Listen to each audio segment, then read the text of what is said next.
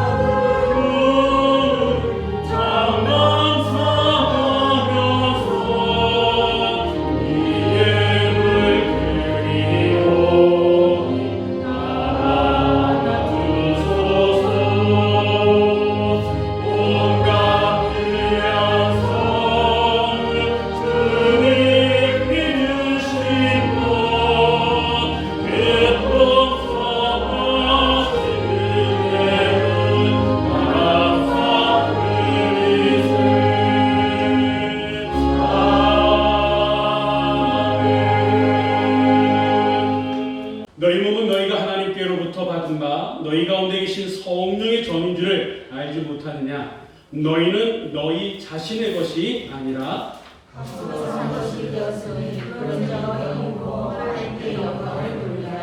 아멘. 할렐루야. 오늘도 살아 역사하신 하나님이 우리 가운데 함께 하심을 믿습니다.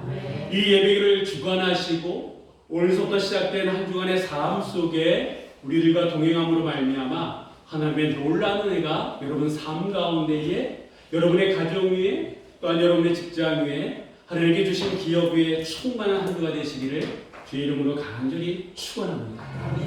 요즘 날씨가 많이 춥습니다.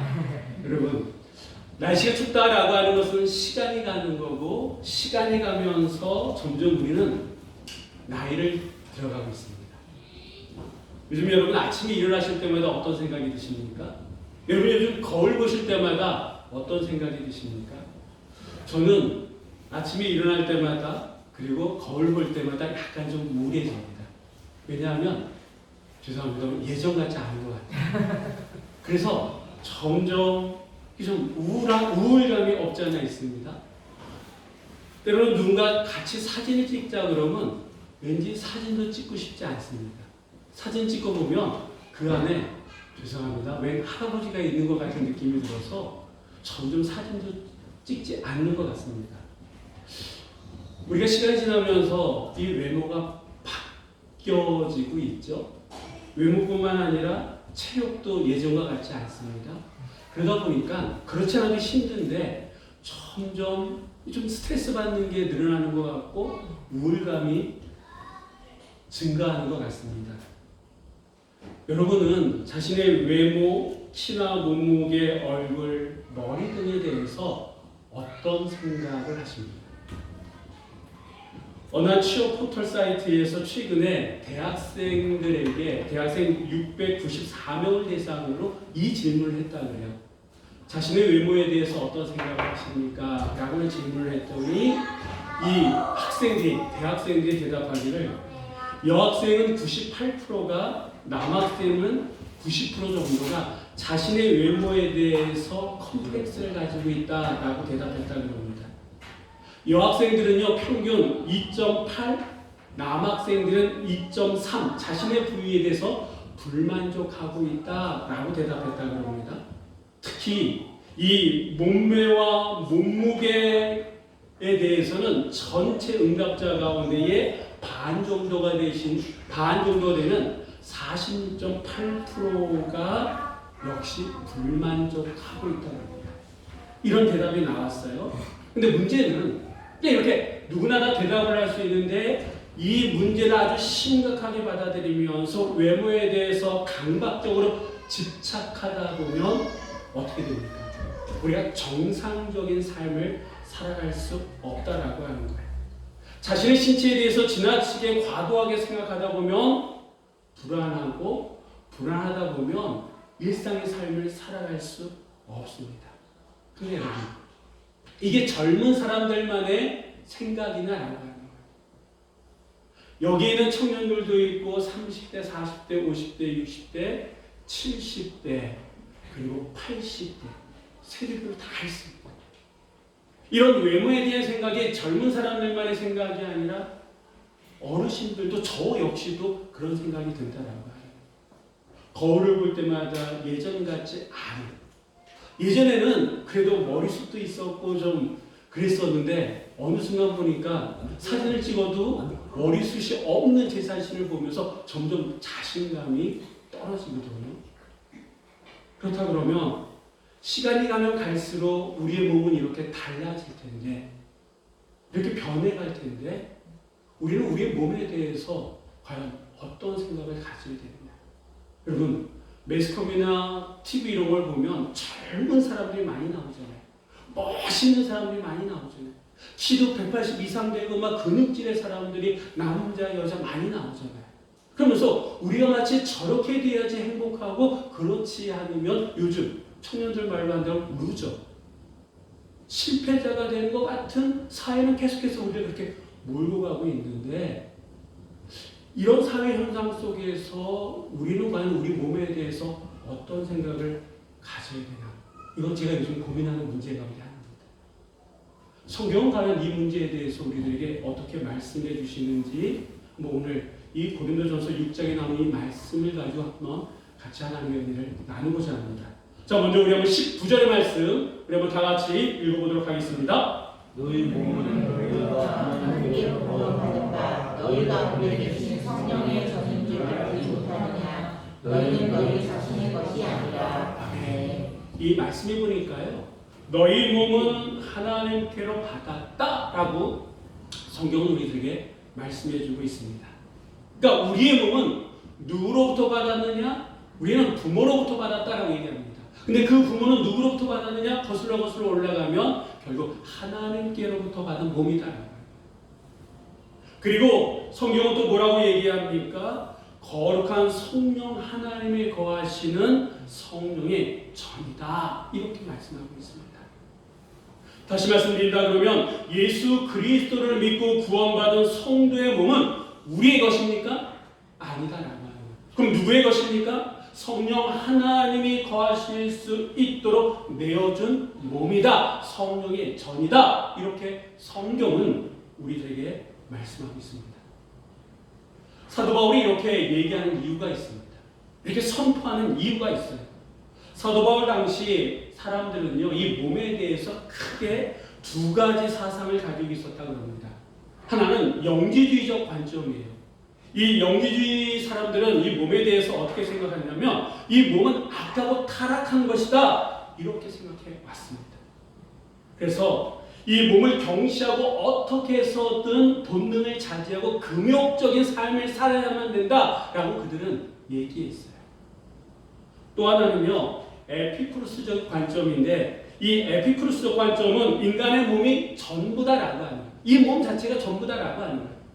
그래서 이들은요, 몸의 감각을 중요시 여겼습니다. 그리고 이들이 추구했던 삶의 궁극적인 목표는 뭐였냐면 몸의 쾌락이었어요. 그래서 최대의 선은 쾌락이고 최대의 악은 고통이다. 이들이 이렇게 생각했습니다. 그러니까 이렇게 생각하는 사람들 가운데에 사도 바울, 하나님은 우리의 몸을 이렇게 말씀하십니다. 라고 선포했다라고 합니다. 오늘날에도 많은 사람들이 이 영향을 받아서 인간의 몸은 진화의 산물이다. 이렇게 얘기하는 사람들이 있습니다. 그러나 성경은 우리의 몸에 대해서 어떻게 말씀하고 있다고요? 성령의 전이다. 이렇게 말씀하고 있더라고요. 키 큰 사람도 키 작은 사람도 젊은 사람도 연세가 있는 분도 많이 배운 사람도 그렇지 않은 사람도 부자도 그렇지 않은 사람도 뭐라고요? 그 몸은 성령의 전이다 라고 성경은 말씀하고 있더라고요. 이렇게 성경적인 이 몸에 대해서 이 성경적인 가치관, 성경적인 정체성을 갖는 것은 아주 중요합니다. 왜 그러냐 하면 자신의 몸을 있는 그대로 받아들일 수가 있더라고요. 10대면 10대, 20대면 20대, 80대면 80대 늙어가는 그 모습 그대로 때로는 다른 사람과 다른 모습 그대로 받아들일 수가 있다라고 합니다. 받아들인다라고 하는 것은 무슨 말입니까? 내가 내 자신을 사랑한다라고 하는 거예요. 여러분, 내가 내 자신을 사랑하다 보니까 내 몸에 대해서 귀중하게 여깁니다. 그리고 하나님의 방법으로 내 몸을 가꾸려고 해요. 규칙적으로 운동을 한다거나 식단을 조절한다거나 충분한 수면과 휴식을 취하면서 내 몸을 가꾸려고 한다라고 하는 거예요. 이뿐만이 아니라 내가 하나님의 성령의 전이기 때문에 내 옆에 있는 분도 어떻게 되는 거예요? 성령의 전이다. 자, 우리 한번 서로 한번 보시면서 몰라봐서 죄송합니다. 한번 좀 인사를 나누시죠. 올라가서 죄송합니다.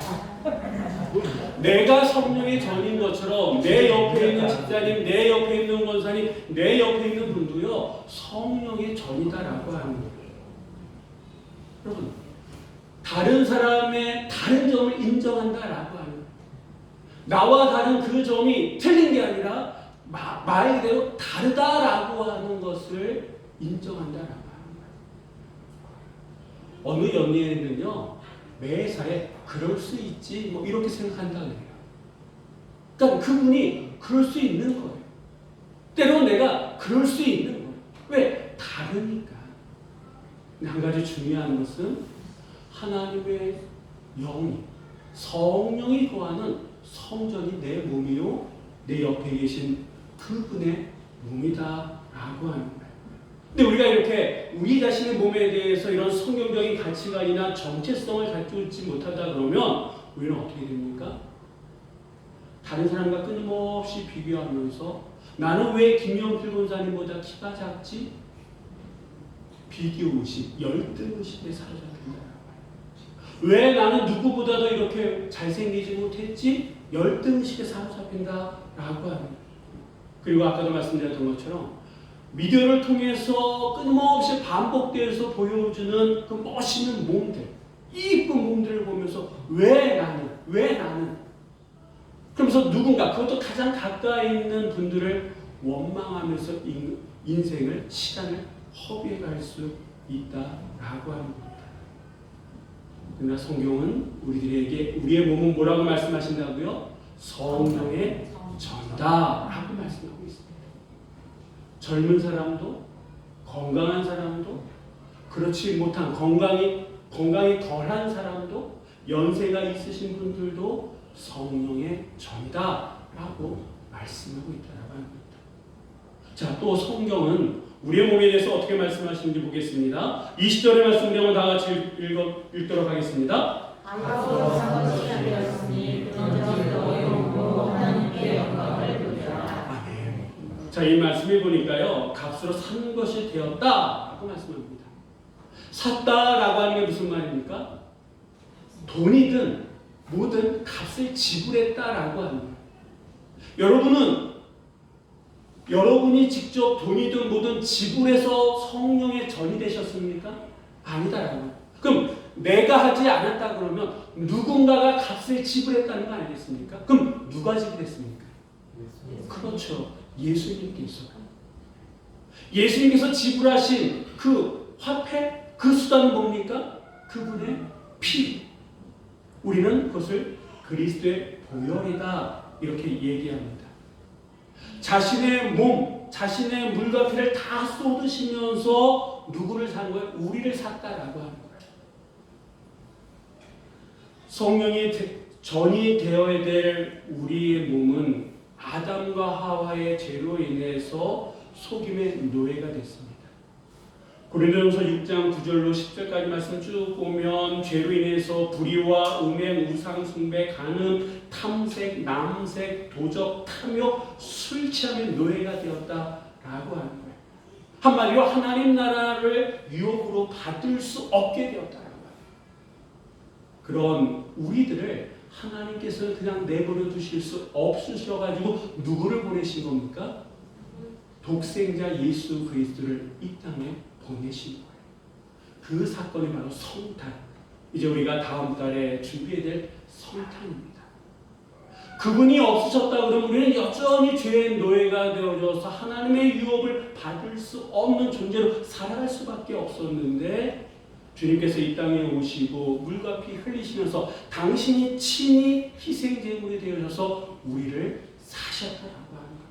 그래서 성령의 전이 되게끔 하셨다라고 하는 겁니다. 그래서 성경은 우리들에게 이 몸은 우리의 것이 아니라 누구의 것이라고 얘기합니까? 하나님의 것이다 라고 말씀하고 있는 거예요. 그만큼 우리의 몸은요 엄청난 대가가 치러졌다라고 하는 거예요.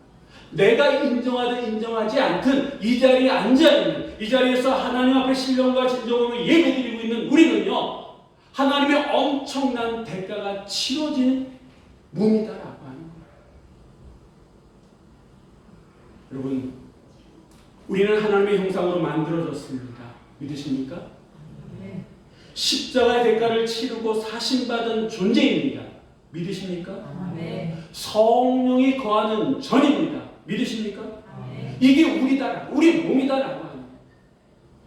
지금 우리의 조건, 학벌이나 외모나 성격이나 재산, 기타 등등 우리는 그것을 중요하게 여길지 모르지만 하나님 안에서 그거는요 중요한 게 아니다. 그 모든 것을 초월해서 하나님은요 우리를 성령의 전으로 만드셨고 그 만드는 과정 속에서 독생자 예수 그리스도를 이 땅에 보내시고 희생시키실 정도로 우리를 사랑하신 분이 우리 한 사람이다.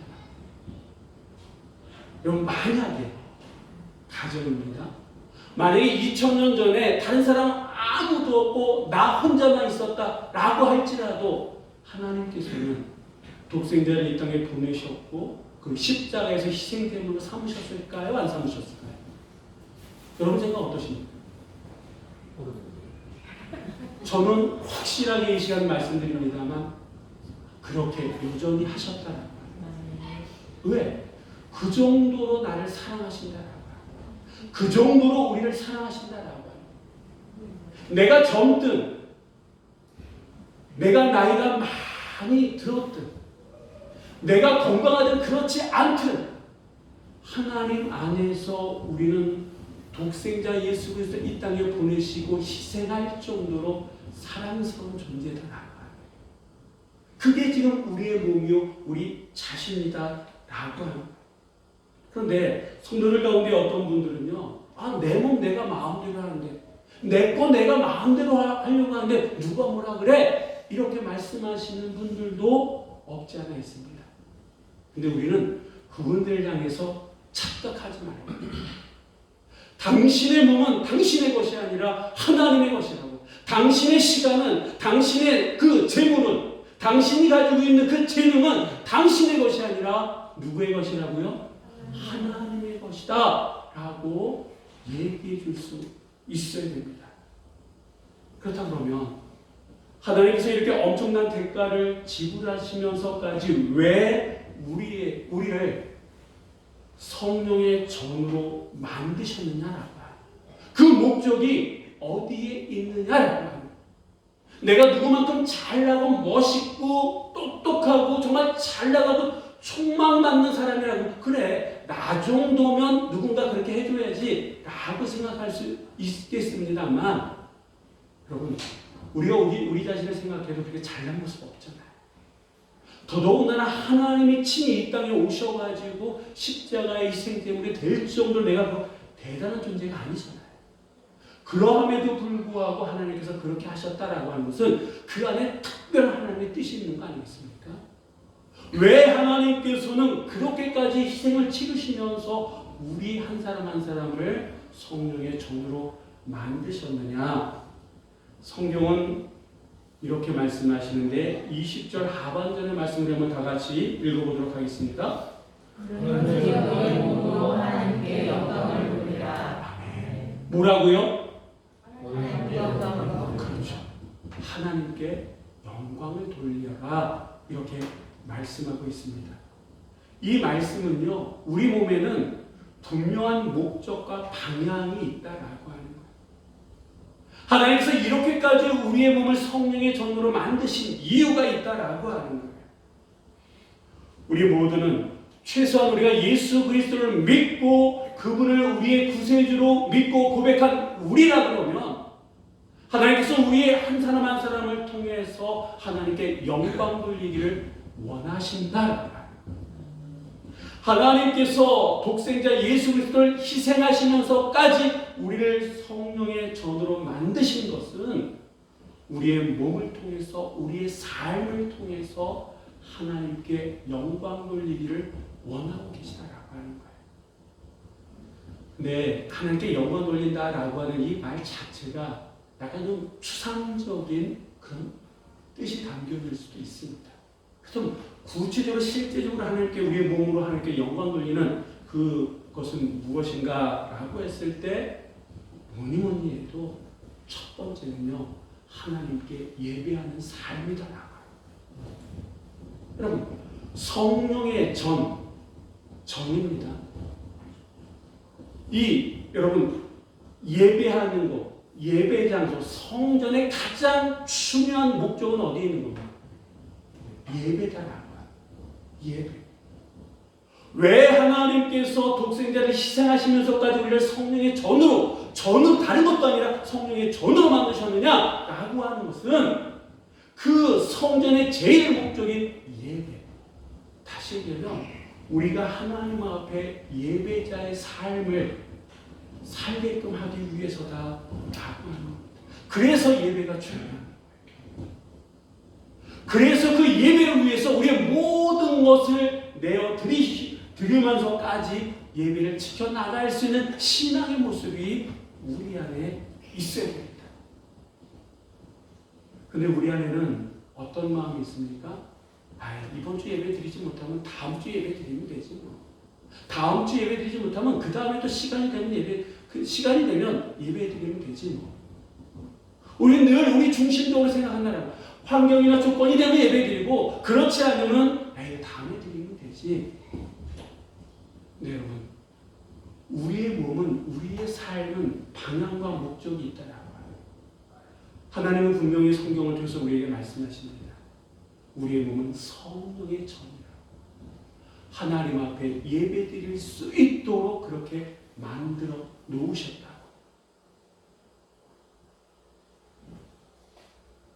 하나님께 기쁨으로 예배드릴 수 있고 하나님의 기쁨으로 받을 수 있는 그 예배를 드릴 수만 있다 그러면 여러분 우리는 얼마든지 새로운 시작을 할 수 있더라고요. 왜? 예배가 살면 우리가 살 수 있기 때문에 그렇습니다. 예배가 살 수만 있으면 하나님이 받으시는 예배자로 우리가 삶을 살아갈 수만 있다 그러면 하나님께서는 우리가 감당할 수 없을 정도로 예측할 수 없을 정도로 우리들에게 하늘의 복과 땅의 기름진 축복을 허락하시기 때문인 줄 믿습니다. 여러분 성전 그러면 제일 먼저 떠오르는 이미지가 뭡니까? 거룩함이잖아요. 그렇다 그러면 우리 한 사람 한 사람도 하나님의 성전인데 우리는 거룩함을 추구해 나가고 있습니까? 하나님 우리에게 특별한 걸 원하지 않으세요. 하나님 정말 우리에게 원하시는 것은 성령의 인도함을 받으면서 거룩함을 지켜나가기 원한다라고 합니다. 근데 우리는 때로는 거룩함과 동떨어진 삶을 삽니다. 왜? 내 몸이니까. 내 몸이니까 내가 하고 싶고 내가 가고 싶고 내가 먹고 싶고 내가 마시고 싶은 거를 우선순위를 생각한다라고 하는 거예요. 근데 우리가 내가 하나님의 성전이다. 성전이기 때문에 거룩함을 지켜나가야 된다라고 우리가 믿고 그 방향으로 나아간다 그러면 여러분 내 삶의 우선순위는 내가 내 몸을 거룩하게 지켜나가는 거예요. 사랑하는 거예요. 근데 우리는 그렇지 못한 현실 속에 살아가고 있다라고요. 직장생활이든 사회생활 그들과 가치가 다르기 때문에 가치의 기준이 다르기 때문에 우리는 계속해서 세상의 기준, 세상의 가치를 듣다 보니까 이렇게 살아도 되는 거구나 라고 생각할 수도 있지만 성경은 우리들에게 우리는 하나님의 성전이요 우리가 정말 지켜나갈 것은 하나님의 거룩함이다 라고 말씀하고 있다. 이번 한 주간 우리가 어떻게 우리의 거룩함을 지켜나갈지 우리는 하나님 앞에 물어야 됩니다. 우리가 할 수 없다 그러면 하나님께서 그렇게 우리의 삶을 이끌어 가실 수 있도록 기도하면서 하나님 앞에 그 주권을 내드려야 됩니다. 그렇지 않고 여전히 내가 생각하는 대로 내가 원하는 대로 살아간다 그러면 나는 본능에 충실한 사람이다. 그렇다면 주님이 이 땅에 오신 사건이나 주님의 그 십자가의 그 보혈, 십자가의 그 사건은 나에게 있어서 무관하다라고요. 여러분 또한 우리가 이 하나님께 영광 돌리기 위해서 취해진 삶의 모습은요 주님을 증거하는 삶이다라고요. 일상의 삶 속에서 내가 한 번 더 생각할 때에 예수님이라면 이런 상황 속에서 어떻게 하셨을까? 어떤 말을 하셨을까? 어떻게 행동하셨을까? 한 번 더 생각하고 그 말을 하고 행동한다 그러면 어떻게 될까요? 저도 마찬가지입니다만 우리 모두는 예수님은 아닙니다. 그러나 예수님처럼 생각하고 예수님처럼 행동할 수는 있지 않을까요? 물론 어느 성인처럼 아직 그런 훈련이 안 되기 때문에 성인의 말과 성인의 행동을 할 수는 없습니다. 때로는 목회자처럼 생각하고 행동할 수도 없을 수도 있습니다. 근데 지금부터라도 예수님이 이런 상황 속에서 어떤 말을 하시고 어떤 행동을 하셨을까라고 생각한다. 그리고 행동하고 말을 한다 그러면 누가 변하는 거예요? 내가 변하는 거예요. 내가 변하면 우리가 변하는 거예요. 우리가 변하면 사회가 변하는 거예요.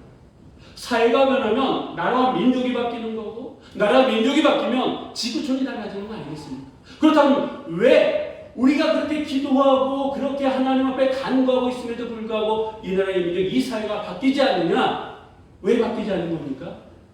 내가 바뀌지 않기 때문에 그런 거예요. 여전히 내 안에는 내가 살아있는 거예요. 내가 나를 드러내는 거예요.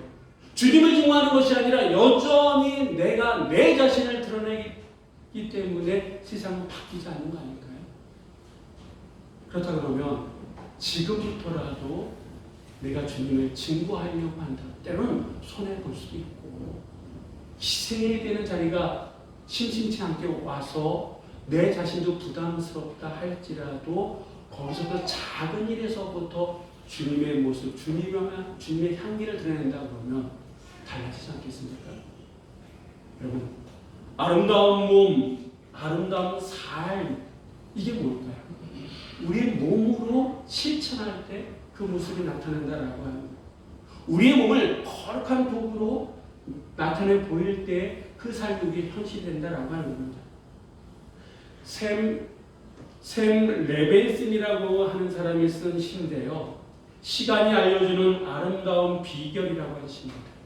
이 시는 오드리 헵번과 아주 좋아했다고 합니다. 자, 그 시를 우리 한번 다 같이 한번 읽어보도록 하겠습니다. 아름다운 이들을 갖고 싶으면 친절한 말을 하라. 사랑스러운 눈을 갖고 싶으면 좋은 점을 보라. 날씬한 몸매를 갖고 싶으면 음식을 나누라. 여러분, 어느 시인의 시이지만 예수님의 삶이 이 안에 고스란히 녹아있지 않습니까? 사람을 살리는 말을 하셨던 주님, 사람의 단점이 있음에도 불구하고 그 가능성을 보시고 제자들을 부르신 주님, 심지어는 자신의 몸, 자신의 피, 물까지 나눠주셨던 주님, 그 주님의 삶을 우리가 일상의 삶 속에 살아낼 때에 우리의 삶이 아름다워진다라고 하는 거예요. 우리의 삶이 달라진다라고 하는 겁니다. 내가 나이가 들면서 예전 같지 않아서 요즘 저처럼 스트레스 받는 분이 혹시 이 자리에 계십니까? 다른 사람과 비교하면서 점점 그들과 동떨어진 삶을 살아가는 내 자신을 보면서 스트레스 받으시는 분들 계십니까? 그러나 시간이 지나고 상황이 달라져도 구원받은 우리는 하나님의 성령의 전인 줄 믿으시기 바랍니다. 우리는 예수 그리스도의 보혈로 산 존재들인 줄 믿으시기 바랍니다. 그렇기 때문에 우리의 모든 것을 초월해서 우리는 하나님께 영광 돌려야 될 줄 믿습니다.